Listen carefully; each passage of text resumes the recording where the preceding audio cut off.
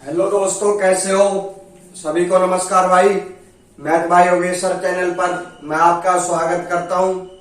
देखिए, मैं तो आपसे एक ही बात कहता हूं, उठो जागो और जब तक ना रुको, जब तक आपकी मंजिल आपको मिल ना जाए। ठीक है, आज देखते हैं ज्योमेट्री में ऑर्थो सेंटर। आपको समझाता हूं भाई, ऑर्थो सेंटर होता क्या है।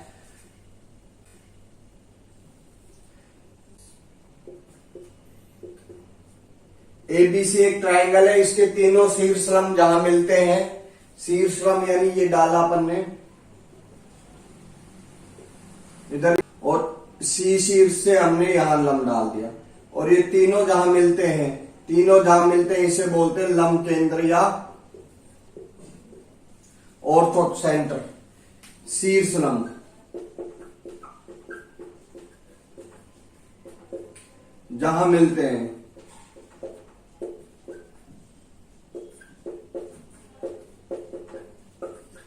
उसे क्या कहते हैं भाई? लंब केंद्र कहते हैं। ठीक है, या फिर एल्टीट्यूड भी कह लो आप, हाइट भी बोल सकते हो इसको। ठीक, अब तीनों शीर्षलंब एक ही बिंदु पर क्यों मिलते हैं भाई, ये चीज मैं आपको समझाने की कोशिश करता हूं। देखिए,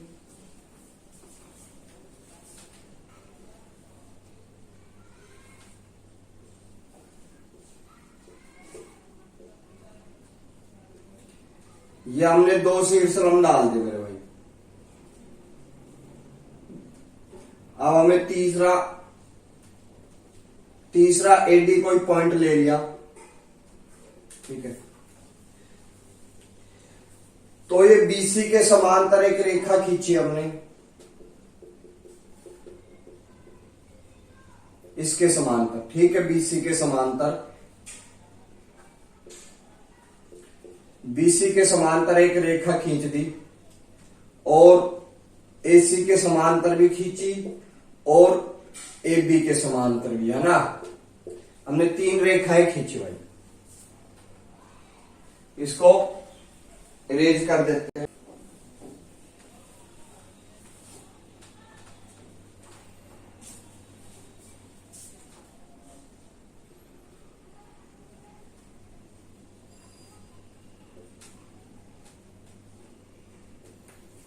ये खींच दो। देखिए, ये जो समांतर रेखा खींची है, ये मैंने बीसी के समांतर खींची है। तो बीसी के समांतर खींचे तो आप देखोगे भाई, ये जो साइड है ना, ये ए मान लेते हैं, ये सी है और ये बी है। ठीक मेरे भाई, तो ये जो साइड है, ये साइड इसके समांतर होगी कि नहीं होगी, इसको अपन पी क्यू आर मान लेते हैं भाई। पी क्यू साइड है बीसी के समांतर। ठीक है, और एसी के समांतर भाई अपनी पी आर, और मेरे भाई एबी के समांतर है आर क्यू। ठीक, ये देखोगे आप, ए क्यू समांतर है बीसी के। ठीक, यानी ये ए है तो ये भी ए होगा, और ए बी आप देखोगे समांतर है क्यूसी के, ये सी है तो ये भी सी होगा। ठीक, कौन से में भाई, ये देखा है अपन ने चतुर्भुज ए क्यू सी बी में। अब हम देख रहे हैं चतुर्भुज पी ए सी बी में। ठीक है, ये वाली साइड बीसी के समांतर, ए बी जो साइड है बीसी के समांतर है। ठीक है दोस्त, ये वाली साइड पीबी समांतर है एसी के। ठीक है मेरे भाई, तो ये ए है तो ये भी ए है। ठीक, ये बी है तो ये भी बी है। ठीक, अब देखते हैं इस वाले चतुर्भुज में मेरे भाई, ये वाला जो है चतुर्भुज बी ए सी आर में, ये वाली side A B C R के समांतर है। ठीक है। AC BR के समांतर है, तो ये वाली साइड के समान C आ गया और B के समान ये था तो B आ गया। ठीक है। आप देखोगे कि ये जो ट्रायंगल बना है इस टाइप से, ये ट्रायंगल बना है, यहां एक पॉइंट है A, ये P Q R है, ये A है, ये A है, यहां एक पॉइंट है B, ये B, ये B, यहां एक पॉइंट है C, ये C और ये C।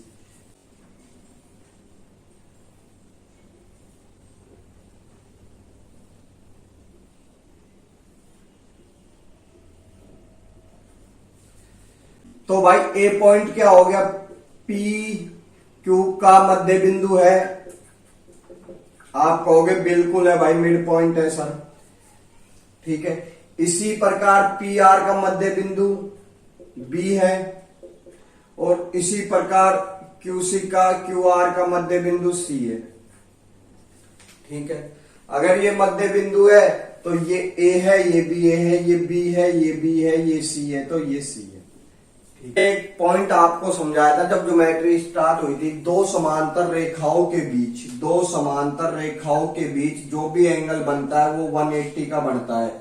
इसका जो एंगल बनेगा ना इंटीरियर, वो 180 का होगा, यानी ये 60 है तो ये 120 का होगा टोटल, यानी इसके अंत्य कोणों का योग 180 होता है दो समांतर रेखाओं के बीच। ठीक है भाई, ये 90 है, ये दो समांतर रेखाएं हैं, है नहीं है, तो ये 90 है तो क्या होगा, ये भी 90 होगा। ठीक। और ये 90 है और ये दो समांतर रेखाएं हैं, तो मेरे भाई ये भी 90 होगा। ठीक। और ये दो समांतर रेखाएं हैं और ये 90 है तो मेरे भाई ये भी 90 होगा। जब परिकेंद्र स्टार्ट हुआ था तो मैंने आपको एक बात बताई थी, भुजा लंब समद्विभाजक सामने वाली भुजा को दो समान पार्ट्स में बांट रहा है। बांट रहा है कि नहीं बांट रहा मेरे भाई, दो समान पार्ट में, ए ए बी बी और सी सी, यानी ये जो है ना ये भुजा लंब समद्विभाजक है। तो पी क्यू आर के लिए तो ये क्या है, परिकेंद्र बनेगा, और ए बी सी के लिए क्या बनेगा, लंब केंद्र, यानी छोटे वाले के लिए लंब केंद्र बनेगा ये। कई बार इस टाइप से क्वेश्चन आ जाता है भाई।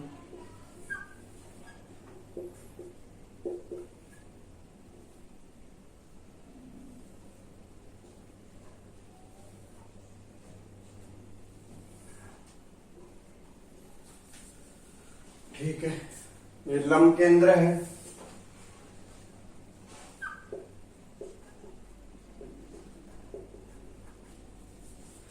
तो भाई ये जो ट्रायंगल है, राइट एंगल ट्रायंगल, 90 के सामने वाली भुजा, सामने वाली 90 डिग्री के सामने वाली भुजा ए बी हमेशा अधिक रहेगी ए बी से। ठीक। इसी टाइप से ये जो ट्रायंगल है, ये दूसरा 90 के सामने वाली भुजा BC हमेशा हमेशा अधिक रहेगी बी से। ठीक है। इसी टाइप से ये जो ट्रायंगल है ये वाला, तो 90 डिग्री के सामने वाली भुजा हमेशा अधिक रहेगी CF से। तीनों को जोड़ देते हैं,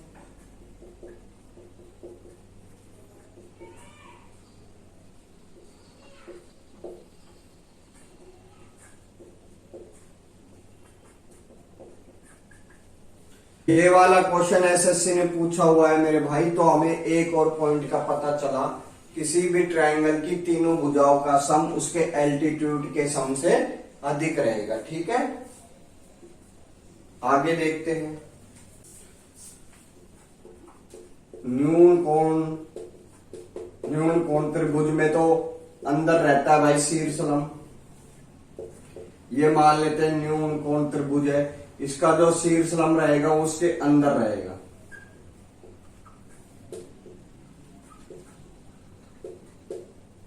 ठीक है, न्यून कोण त्रिभुज में, ठीक है, यानी एक्यूट एंगल ट्रायंगल में, एक्यूट एंगल ट्रायंगल में जो भी लंब केंद्र रहेगा वो अंदर रहेगा। हाँ, राइट एंगल ट्रायंगल में, राइट एंगल ट्रायंगल में कहां रहेगा भाई? राइट एंगल ट्रायंगल में यहां रहेगा लंब वाली साइड पर।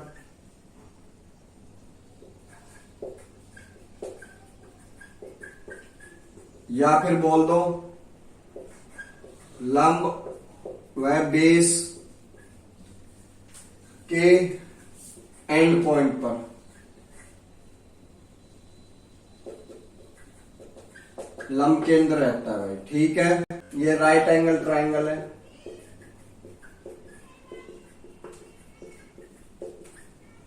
अगला पॉइंट आया ऑब्ट्यूज एंगल ट्रायंगल।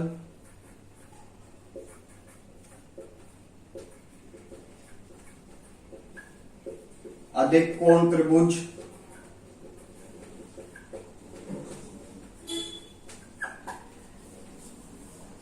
इसमें कहां रहेगा मेरे भाई?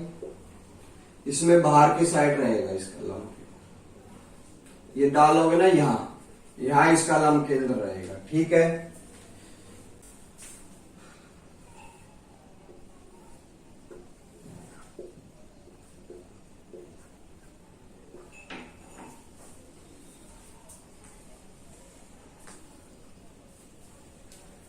देखिए मेरे भाई, इसमें क्या रहेगा? जैसे दो शीर्ष लंब डाल दिए, ये क्या बन गया? ये बी पॉइंट मान लो, ये ई और ये ओ। ठीक है, या एच मान लो, ओ मान लेते हैं। ये जो बना है ना, ये इस टाइप से ए, ई, बी और ओ, ये 90 का है और ये भी 90 का है। ठीक है, ये क्या बन गया? क्वाड्रिलेटर बन गया। क्वाड्रिलेटर बन गया तो ये जो एंगल है ना, ये ए मान लेते हैं। आपको पता है ये क्वाड्रिलेटर बन गया, तो क्वाड्रिलेटर बन गया तो आपको पता है इसके एंगल का सम जो रहेगा ना, वो रहेगा 360 डिग्री, यानी 360 डिग्री। 180 क्यों आया मेरे भाई? 90 यहाँ है, 360 में से 180 माइनस किया, कितना बच गया? 180, और ये एंगल ए और माइनस किया तो ये एंगल बच गया। ठीक है, और ये भी कितना आएगा? 180 माइनस है। क्यों? शीर्षाभिमुख कोण बन गए मेरे भाई ये। तो भाई एंगल BOC बराबर होगा 180 डिग्री माइनस एंगल ए। ठीक है, इसी प्रकार ये जो एंगल बनेगा, एंगल AOC बराबर होगा 180 माइनस बी, एंगल बी के। और इसी प्रकार ये जो एंगल बना है AOB बराबर होगा 180 माइनस एंगल सी के। ठीक है, अब इसका लास्ट पॉइंट देखते हैं मेरे भाई। अगर आपको थ्योरम याद है तो क्वेश्चन फटाफट हो जाएगा। देखिए, इंपॉर्टेंट है भाई, बहुत ज्यादा इंपॉर्टेंट थ्योरम। ठीक है, 8D, ये O मान लिया,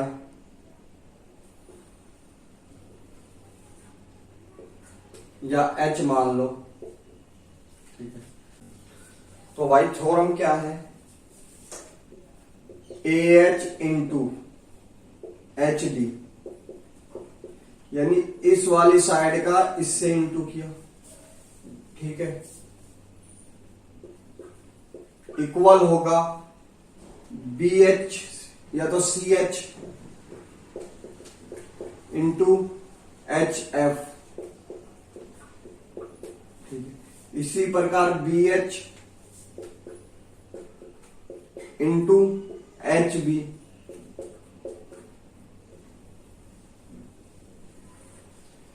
ये वाले पॉइंट के बराबर। प्रॉपर ये चीज आपको अच्छे से पता होना चाहिए। 1 सेकंड में सवाल सोल्व हो जाते हैं भाई। देखिए ये चीजें आई कहां से, ये मैं आपको समझाने की।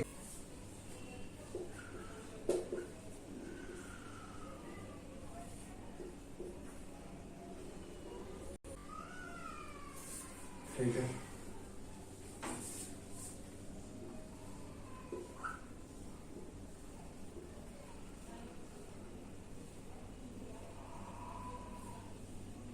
बी ई है ना, ये 90, ये अल्फा, ये 90, ये अल्फा। ठीक है, ये कितना होगा भाई 90 माइनस अल्फा, और ये भी 90 माइनस अल्फा। क्यों होगा? इसलिए होगा वर्टिकल अपोजिट एंगल है। ठीक है, तो मेरे भाई एक चीज बताइए, साइन अल्फा या थीटा बराबर क्या होता है? लंब बटे कर्ण होता है। ठीक है, तो मेरे भाई ये तो लंब हो गया ये छोटे से ट्रायंगल में, और ये क्या हो गया? ये हो गया हमारा कर्ण। और इस छोटे से ट्रायंगल में ये तो लंब हो गया, और ये क्या हो गया हमारा? ये हो गया कर्ण। ठीक है, देखिए साइन अल्फा बराबर, यहां पॉइंट क्या था? एच डी बटे में बी एच। इसी प्रकार इसमें साइन अल्फा बराबर कितना होगा? एच ई बटे में ए एच।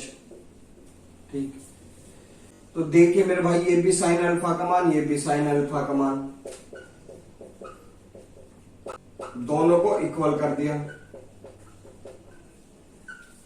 इधर इंटू किया A H into H D equal में B H into H E. ये ई है, मैंने यहां पहले बी लिखा था ना, बी पॉइंट नहीं है, ई है। ठीक है, और इसी प्रकार C H into H F. ठीक, अगर साइन अल्फा का रूल नहीं लगाना चाहते तो मेरे भाई ये देखिए, मैं आपको वैसे समझा देता हूं। ये 2 ट्रायंगल लीजिए आप, ये 90, ये 90, ये अल्फा तो ये भी अल्फा। जब 2 कोण इक्वल हो जाते हैं तो किसी भी ट्रायंगल का तीसरा कोण अपने आप इक्वल हो जाता है। तो ये दोनों ट्रायंगल क्या हो गए?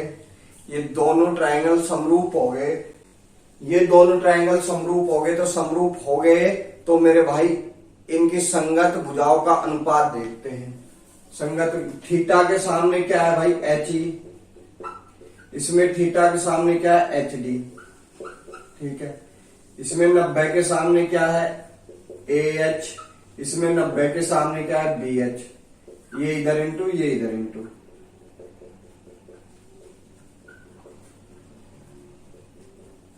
आ गया? ठीक है, इसी टाइप से ये ट्रायंगल और ये ट्रायंगल लेंगे तो ये सी वाला आ जाएगा।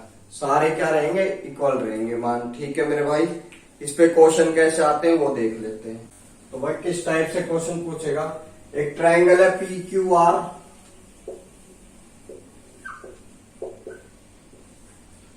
उसके शीर्ष लंब है पी एस, क्यू आई और आर जेड ओ पर मिलते हैं। पी क्यू 6 दे रखी है, पीओ 6 दे रखा है मेरे भाई, और पी एस 8 है, तो ये पूरा 6 है, तो ये कितना बचा? 2 बचा, पूरा 8 हो गया। और क्यूओ कितना दे रखा है? 4। तो मेरे भाई ये पूछे हमसे, है ना, ये वाली लेंथ पूछिए पूरी। तो भाई इसको क्या है, लिखने की भी आवश्यकता नहीं पड़ेगी। देखिए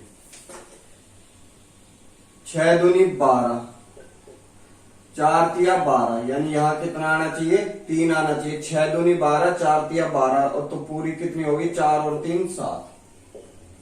इन 2 भुजाओं का मल्टीप्लाई हुआ, और इन 2 भुजाओं का मल्टीप्लाई इसके इक्वल होगा। 6 दूनी 12 और 4 तिया 12। सवाल वहीं खत्म। हमसे पूछा क्या है, क्यू आई पूछा है, क्यू आई पूछा है 4 और 3 7।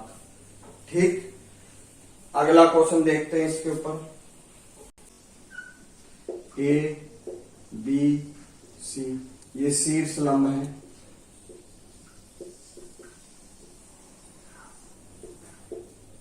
ये मान लो 9 है, ये 2 है और ये 3 है और ये 90 डिग्री।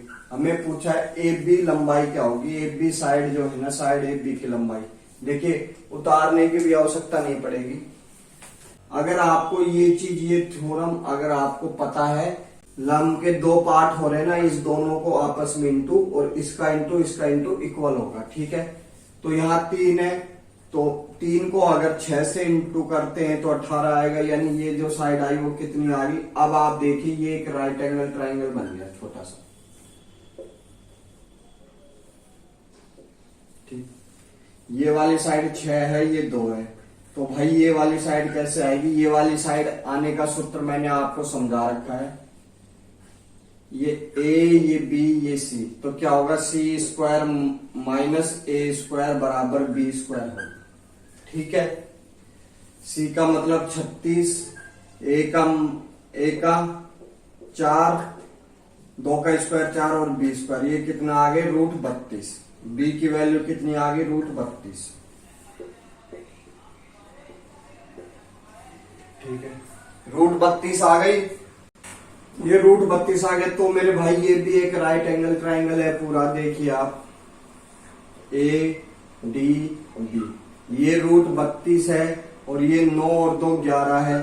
ठीक है, 9 और 2 11, तो ए बी का मान कैसे आएगा, ए बी बराबर होगा ए डी का स्क्वायर प्लस बी डी का स्क्वायर। ये कितना आ गया मेरे भाई, 121, और ये कितना आ गया, 32। रूट लिया, स्क्वायर हटा के ये कितने आ गए, 150, 120 और 30, 150 और 3 ये, यानी 153 आ गया। ये इसका आंसर आ गया, √153।